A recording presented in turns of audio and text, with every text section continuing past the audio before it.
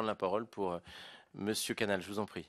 Allez-y. Oui, je voudrais rebondir Ah, Monsieur sur... Coronado, pardon. J'ai pas excusez-moi. vu que vous aviez demandé la parole.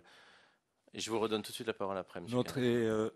très brièvement, je voulais également vous remercier, comme mes collègues, d'avoir fait passer dans cette salle qui a entendu d'autres auditions sans doute moins touchantes, beaucoup d'émotions. Vous dire aussi que il faut vivre dans une bulle, un igloo, dirait Christiane Taubira, pour ne pas croiser des familles homoparentales, des petits-enfants élevés par deux mamans ou deux papas aujourd'hui en 2012, et que vos témoignages ont un parfum d'évidence, en fait. C'est ça qui est surprenant. Depuis le Pax, on sait que ces réalités-là, ces familles-là, ces familles qui s'inventent, qui ont des stratégies parfois biaisées, originales, compliquées parfois à comprendre quand on ne les connaît pas, on ne les côtoie pas, mais que ces familles-là se développent et qu'elles permettent à des enfants de grandir très normalement.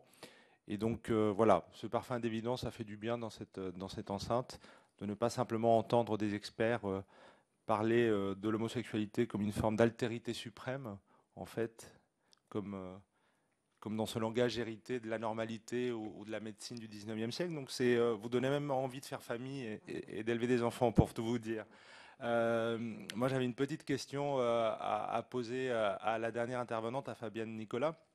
Justement, ce qui m'a intéressé, c'est à la fois le parcours un peu de combattante sur la PMA si loin, et puis le métier de magistrate exercé, et puis ce paradoxe que vous avez souligné finalement d'obliger désormais à se marier, enfin, quand la loi sera adoptée, on le souhaite bientôt, alors que ça a été si longtemps interdit, pour bénéficier de choses qui semblaient dans le passé évidentes.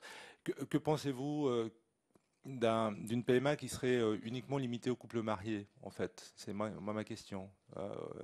Et qui serait interdite aux couples pacsés, aux concubines, aux femmes célibataires, alors que l'on sait, comme cela a été souligné par énormément d'intervenants, que la filiation, ce n'est pas l'engendrement biologique, et que depuis la possibilité donnée aux célibataires d'adopter, au fond, il y aurait une forme de rupture d'égalité dans cette mise en place d'une filiation sociale, que de permettre des adoptions par des célibataires, de ne pas permettre en fait l'accès à la PMA à des célibataires ou à des couples non mariés. Merci. Pour votre future réponse. Moi aussi, je vais vous écouter, mais on va sans doute partir un peu. Enfin, moi, je vais partir un peu plus tôt parce que j'ai un avion à prendre. Donc, bonne fête. On vous transmettra la réponse, Monsieur Coronado.